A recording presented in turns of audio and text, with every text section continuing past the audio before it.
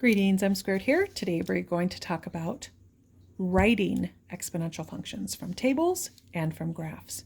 So we went over the graphing yesterday. If you did not watch that video, make sure you watch it so that it can be fresh in your brain, because what I'm about to do is go over this page kind of super fast.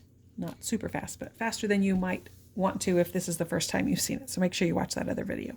So we have an exponential function. How we know it's exponential is it has an x as the exponent. There's two parts to it. This part is always visible. You'll always have some number raised to a power. Sometimes a is not there. When a is not there, it just means it's 1. A can never equal 0 because 0 here would multiply by this and make everything 0. That wouldn't be exponential anymore. B has to be greater than 0.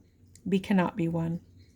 When b is greater than 1, we have a growth function. When it's between 0 and 1, we have a decay function, or an increasing function and a decreasing function.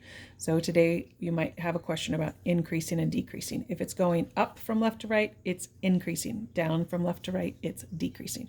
So we talk about y increasing as x increases, or y decreasing as x increases. The asymptote, remember, is that line that you get closer and closer to but never reach. That's going to be, for most of ours today, well, for all of ours today, it's going to be the x-axis because we're not shifting up and down yet. We're going to do transformations next week. Constant ratio is that b part. We've talked about these. Domain goes left and right forever, all real numbers. Range is going to be greater than whatever that asymptote is. There are no x-intercepts because we haven't shifted yet, and it just hugs that line, hugs the x-axis. But there is always going to be a y-intercept. Okay, let's do some writing. So here we have a graph. How can you write an equation from a graph? Well, these points are super important. I like to actually write down the points that I see. I see this one right here. It looks like it's 115. This one looks like it's 0.5. And now I can't tell. Can't tell if that's like right in the middle between, I know it's a little bit less than 2, between 1 and 2. Maybe that's at 0.5. I can't really tell. So I'm going to go for these right now. This here tells me something really important, because what the y-intercept is, remember, it's the initial value. In yesterday's video, I told you, make sure you pair those two things. So I already know that I have y equals 5 to some number raised to a power. Now I've got to find the constant ratio. I find the constant ratio by seeing what do I have to, and I did those backwards. I probably should have done it in numerical order, because that's how you're going to see it most of the time. What do I have to do to this guy to get this guy? What am I multiplying each time? As x increases, what do I have to multiply the y by to get to the next one? And you see it? We know it's an increasing function. We know that b has to be greater than 1. That's how we know it has to be greater than 1. So I'm not going to do a third. You might get confused, because if you say 5 divided by 15 divided by 3, or 15 times 1/3 equals 5. But remember, we're not doing that. We know that's what can be confusing. You have to be able to look at it and know, oh, b is greater than 0 because it's an increasing function. So hopefully you figured out that it's 3. Because what do I have to multiply 5 by to get to 3? Right. 15, I have to multiply by 3. So if I took 5 and divided it by 3, what's 5 divided by 3? Well, that would be 1 2/3. Yeah, that makes sense. This is my check. Well, what do I have to do to 5/3 if I divide it by 3 again? Because I'm going backwards, right? It would be 5/9, which is really close to 1/2. So yeah, I'm feeling pretty good about that. This is my function. Now this one didn't have those points. This one does. That's really nice, because you can kind of tell. Remember, as x is increasing, we're seeing what would I have to do to 128 to get to 64. I'm hoping, if you haven't, you can pause and just look at that graph and see if you can figure out. I'm hoping you realized that that's a decay. That's a decaying function. So that means my b is going to be between 0 and 1. So when I ask myself, what do I have to do to 128 to get to 64, I can see that it's half of it. Can you see that? Or if you went the other way, it'd be 2, so divide by 2. So I know my b is going to be 1/2.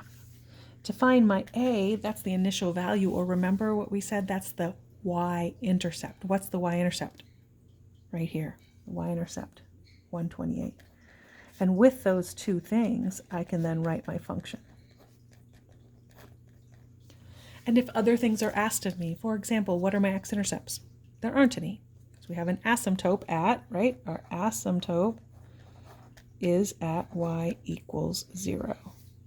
What is my range? My range is y is greater than 0. What's my y-intercept? 128. So you might still have to have some of those features when you're writing equations, but the goal here is to write. Okay, one more graph and then we're going to do some writing from tables. So here we go. Sometimes it's a decimal, which can be kind of tricky. It looks like we're counting, always pay attention to what we're counting by. It looks like we're counting by 0.2s. So that means if that's 1.2 and that's 1.6, right in the middle would be 1.4, but that's between them.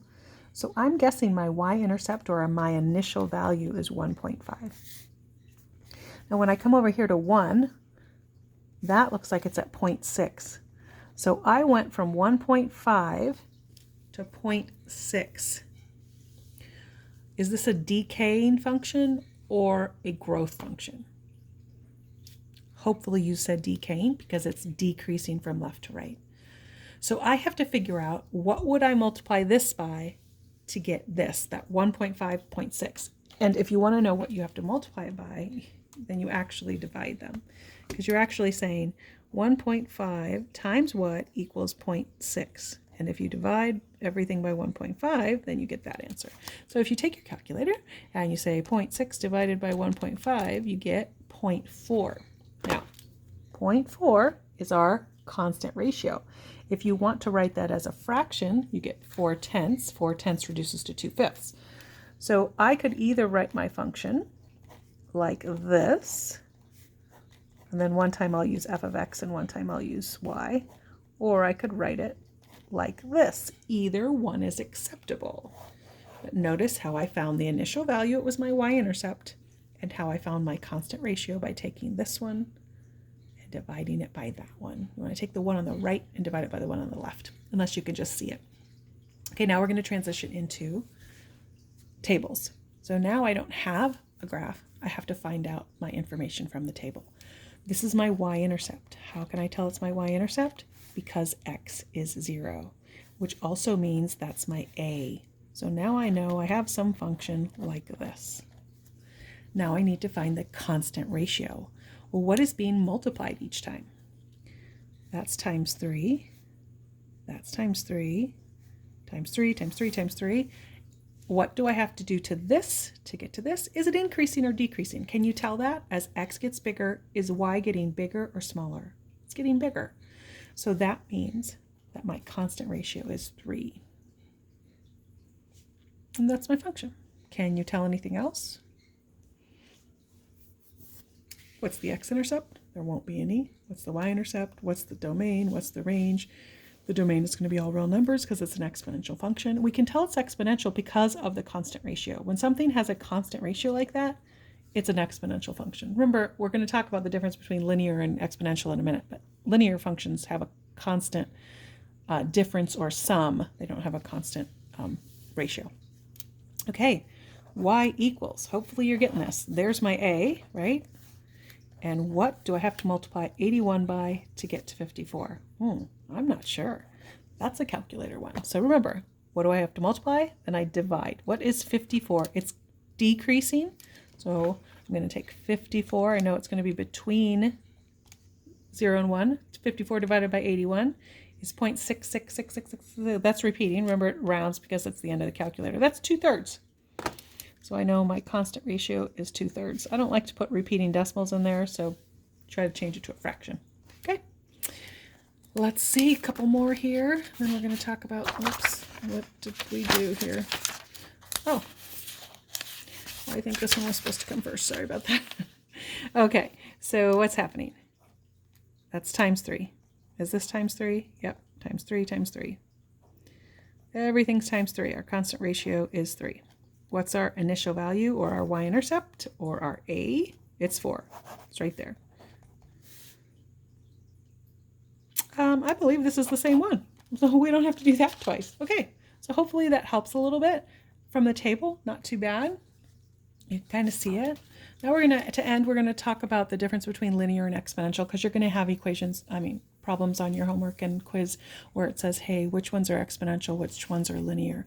I want you to know this is a linear function. You can tell because something is being added each time. Each time you're just adding 25 to y. So our constant sum or difference is 25 versus our constant ratio where I'm multiplying by 3 each time. So now I have two examples and you have to decide, is it linear or exponential? And then we'll write the equations just for fun and we'll also explain. So let's see what's happening. It looks like it's subtracting 2 or divided by 2, but then it's subtracted 1 or divided by 2. So we know it's a constant, right? It's a constant ratio. I'm multiplying 1/2 each time. 1/2 by 1/2. So we know it's y equals 4 to the 1/2, times 1/2 to the x power. How can I tell? I can tell because the y values have a constant ratio. That's the explanation, right? Something, or you could say it's being divided by 1/2, by 2 each time, or multiplied by 1/2 each time. Okay, let's look at this. What's happening each time? Well, it's either multiplied by 2 or added 5, and then I see add 5, add 5. So I'm adding 5 each time. That's a plus 5. There's my y-intercept. And there's my equation. Let's see if it works. I always like to check it. If I put 3 in here, that's 15 plus 5. Yep, that's 20. So the constant sum or difference actually turns out to be my slope, and it's going up, so it was positive. And the y-intercept, remember y equals mx plus b, so this is linear. And why is it linear? Because it had a constant sum. You can say something like that, sum of 5. Okay, that's how you tell the difference between exponential and linear. So be really careful with this assignment. If you're not sure, go back and watch the video again, because this is one of those ones that you might need to watch more than once since I'm not there to help you. Good luck. M squared, signing out.